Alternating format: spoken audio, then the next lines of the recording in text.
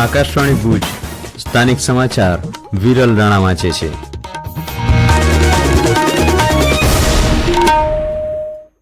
નમસ્કાર. રાજ્યમાં જૂનથી 31 જુલાઈ 2024 સુધીમાં 51 કેસોમાં ચાંદીપુરા વાયરસની પુષ્ટિ થઈ છે. રાજ્યોના આરોગ્ય વિભાગે જાહેર કરેલા આંકડાઓ પ્રમાણે 15થી ઓછી વયના બાળકોમાં એક્યુટ એન્સેફેલાઇટિસ સિન્ડ્રોમના કેસ નોંધાયા છે, જેમાં રાજ્યના 24 જેટલા જિલ્લાઓમાં 140, મધ્યપ્રદેશના 4, રાજસ્થાનના 3 અને મહારાષ્ટ્રમાં 1 કેસ નોંધાયો છે. રાજ્યમાં કુલ 59 દર્દીઓના મોત થયા છે.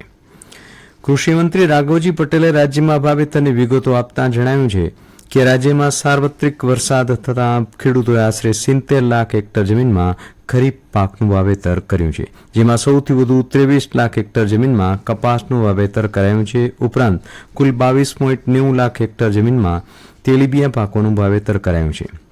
મંત્રીશ્રીએ જણાવ્યું કે રાજ્યમાં અત્યાર સુધીમાં મોસમનો કુલ સરેરાશ વરસાદ 60%થી વધુ નોંધાયો છે. સૌરાષ્ટ્ર, કચ્છ અને ઉત્તર ગુજરાત સહિતના જિલ્લાઓમાં ભારે વરસાદને પગલે મોટે પાયે ખરીફ પાકનું વાવેતર કરાયું છે. આજે 1 ઓગસ્ટથી 7 ઓગસ્ટ સુધી વિશ્વ સ્તનપાન સપ્તાહની ઉજવણી થઈ રહી છે, જેના ભાગરૂપે રાજ્યના મહિલા અને બાળ કલ્યાણ મંત્રી ભાનુબેન બાબરિયાએ ગાંધીનગર સિવિલ હોસ્પિટલ ખાતે રાજ્યવ્યાપી ઝુંબેશનો પ્રારંભ કરાયો હતો. આ સાથે જ રાજ્યભરના હોસ્પિટલ અને આરોગ્ય કેન્દ્રોમાં અધિકારીઓની આગેવાનીમાં વિશ્વ સ્તનપાન સપ્તાહની ઉજવણીનો પ્રારંભ થયો છે. આ પ્રસંગે મંત્રીશ્રી સિવિલ હોસ્પિટલ ખાતે આવેલા ગાયનેક બોર્ડની મુલાકાત લઈ મહિલા દર્દીઓને સ્તનપાનના ફાયદા વિશે સંવાદ કરી કીટ વિતરણ કર્યું હતું. રાજ્યભરમાં આજથી 8મી ઓગસ્ટ સુધી નારી બંધન કાર્યક્રમ સપ્તાહની ઉજવણી કરાશે. આ સપ્તાહ દરમિયાન તમામ જિલ્લાઓમાં સ્વરોજગારી મેળા, મહિલા સન્માન સમારોહ, કાયદાકીય જાગૃતિ જેવા વિવિધ સેમિનાર યોજાશે, જે અંતર્ગત મહિલા સુરક્ષા દિવસ, બેટી બચાવો બેટી પઢાઓ, મહિલા સ્વાવલંબન દિવસ, મહિલા નેતૃત્વ દિવસ, મહિલા કર્મયોગી દિવસ, મહિલા કલ્યાણ દિવસ અને મહિલા બાળ આરોગ્ય દિવસની ઉજવણી કરવામાં આવશે. દરમિયાન કચ્છમાં નારીબંધનના ઉત્સાહ સપ્તાહના સુચારુ આયોજન માટે જિલ્લા કલેક્ટર દ્વારા બેઠક બોલાવાઈ હતી. આ બેઠકમાં નારીબંધન ઉત્સવના આગામી આયોજન અંગે વિગતવાર સમીક્ષા કરીને સંબંધિત અધિકારીઓને જરૂરી માર્ગદર્શન અપાયું હતું. આ ઉજવણીમાં જિલ્લાની વધુમાં વધુ મહિલાઓ અને કિશોરીઓ સહભાગી બને તેવા પ્રયાસો કરવા જણાવ્યું હતું.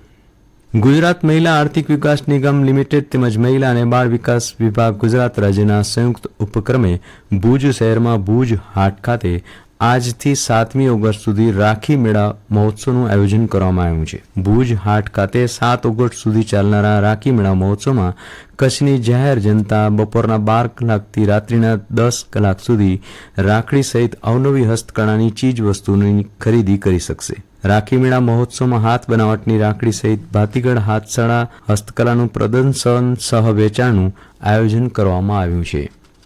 કચ્છની જીકે જનરલ હોસ્પિટલમાં આતંકવાદી હુમલા સમયે સુરક્ષા એજન્સીઓ, હોસ્પિટલ તથા જિલ્લા વહીવટીતંત્ર સાથે સુચારુ સંકલનથી સુરક્ષા બચાવની કામગીરી માટે ચેતક કમાન્ડો ફોર્સ દ્વારા મોક ડ્રીલનું આયોજન કરવામાં આવ્યું હતું.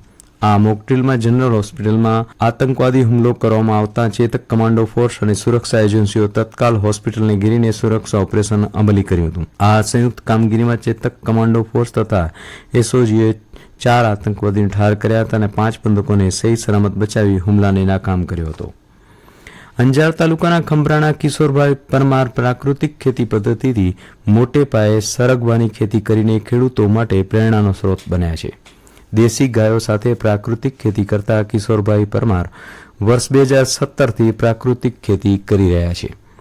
પ્રાકૃતિક ખેતી કરતા કિશોરભાઈ જણાવે છે કે આત્મા યોજના સાથે જોડાયેલ છું અને રાજ્ય અને રાજ્ય બહાર યોજાતી વિવિધ તાલીમ મેળવીને પ્રાકૃતિક ખેતી અપનાવતા દવા કે ખાતર ખરીદવા કરતાં ખર્ચ કરવો પડતો ન હોવાથી નફો વધુ થાય છે. અને આ સાથે સ્થાનિક સમાચાર પૂરા થયા. નમસ્કાર.